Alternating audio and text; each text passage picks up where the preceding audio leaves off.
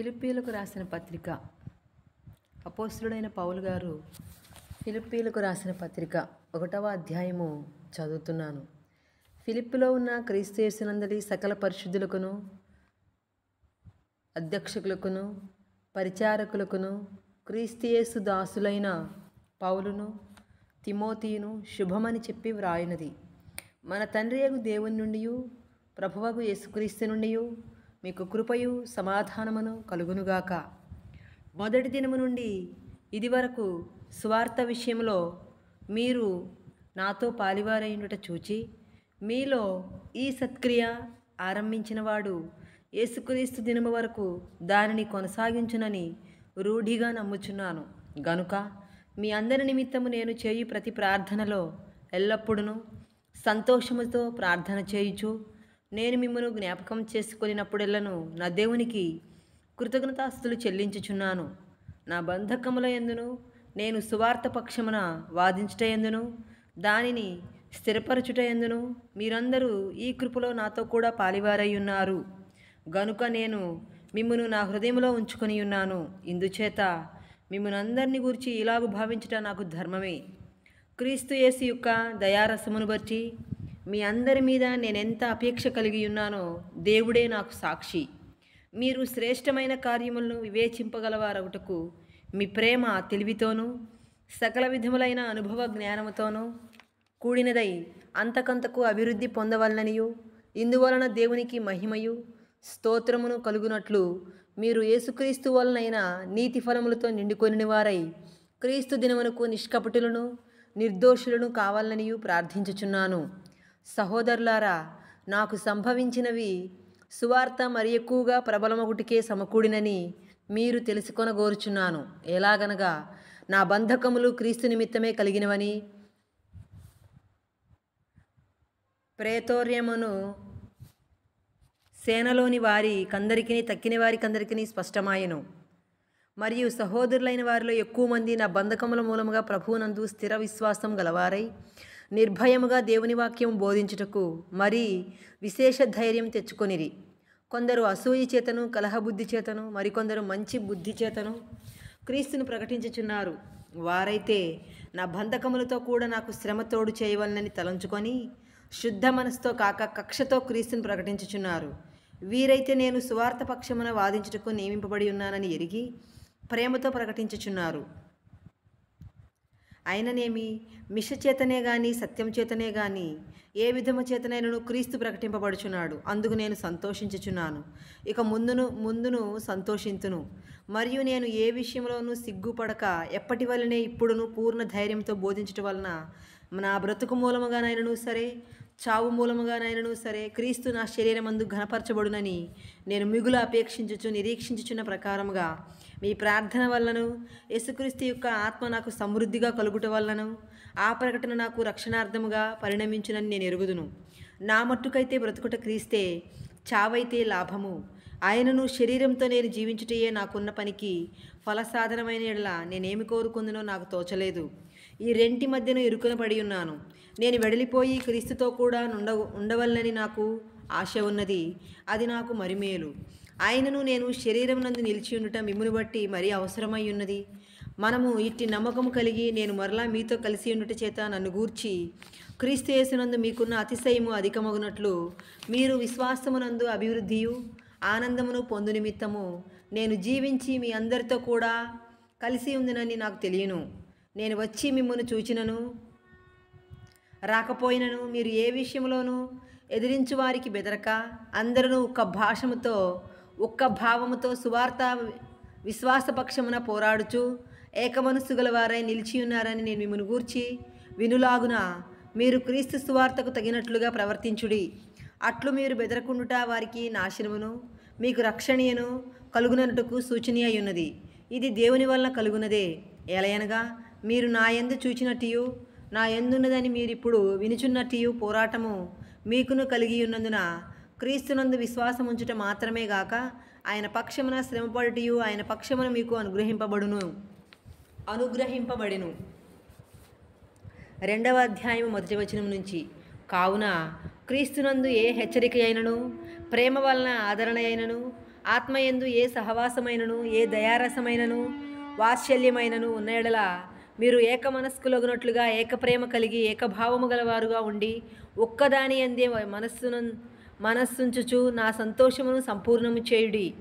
కక్ష చేతనైనను వృధా అతిశయము చేతనైనను ఏమీ చేయక వినయమైన మనస్సు గలవారై ఒకరినొకడు తనకంటే యోగ్యుడని ఎంచుచు మీలో ప్రతివాడును తన సొంత కార్యములు మాత్రమే కాక ఇతరుల కార్యములు కూడా చూడవలెను. క్రీస్తు యేసునకు కలిగిన ఈ మనస్సు మీరును కలిగియుండుడి.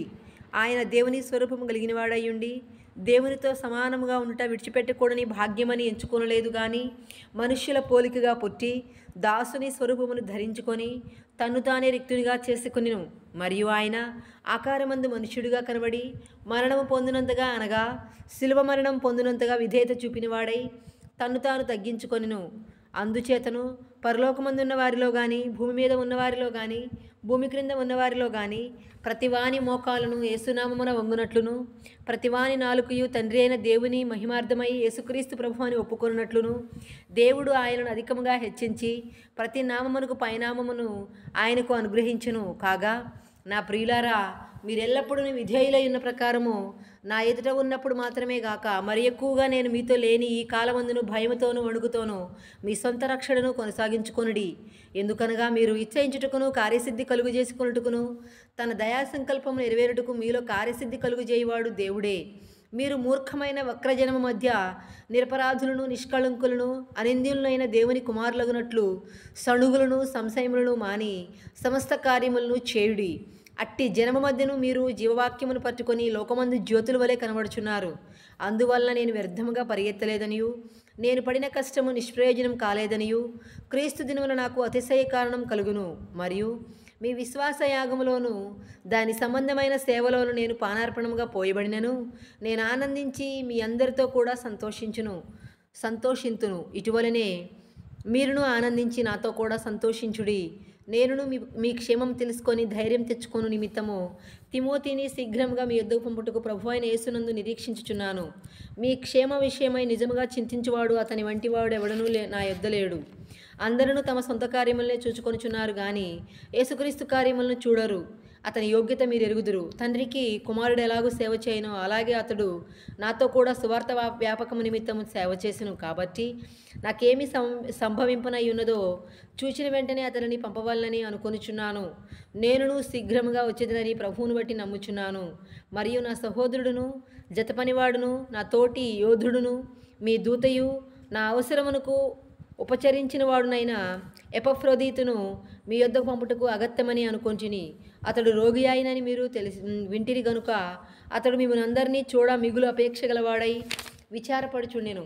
నిజముగా అతడు రోగి అయి చావునకు సిద్ధమై ఉండెను గాని దేవుడు అతనిని కనికరించెను. అతని మాత్రమే గాక నాకు దుఃఖము మీద దుఃఖము కలగకుండుటకై నన్నును కనికరించెను. కాబట్టి మీరు అతనిని చూచి మరలా సంతోషించు నిమిత్తము నాకున్న దుఃఖము తగ్గు నిమిత్తమును అతన్ని మరీ శీఘ్రముగా పంపితిని.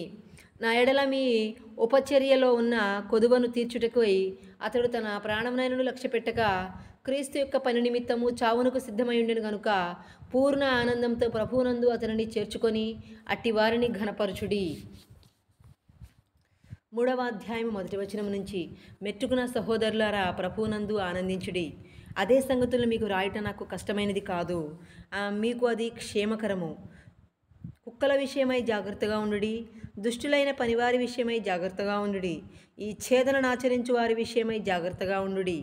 ఎందుకనగా శరీరమును ఆస్పదం చేసుకొనక దేవుని యొక్క ఆత్మ వలన ఆరాధించుచు క్రీస్తు యేసునందు అతిశయపడుచున్న మనమే సున్నతి ఆచరించువారము. కావలేనంటే నేను శరీరమును ఆస్పదం చేసుకొనవచ్చును, మరి ఎవడైనను శరీరమును ఆస్పదం చేసుకొన దలచిన ఎడల నేను మరి ఎక్కువగా చేసుకొనవచ్చును. 8వ దినమున సున్నతి పొంది తిని ఇశ్రాయేలు వంశపు వాడనై బెన్యామీను గోత్రంలో పుట్టి హెబ్రీయుల సంతానమైన హెబ్రీయుడనై ధర్మశాస్త్రం విషయము పరిసేయుడనై ఆసక్తి విషయము సంఘమును హింసించువాడనై ధర్మశాస్త్రం వల్ల నీతి విషయము అనింద్యుడనై ఉంటిని. ఆయనను ఏవేవి నాకు లాభకరములై ఉండిన వాటిని క్రీస్తు నిమిత్తం నష్టముగా ఎంచుకొంటిని.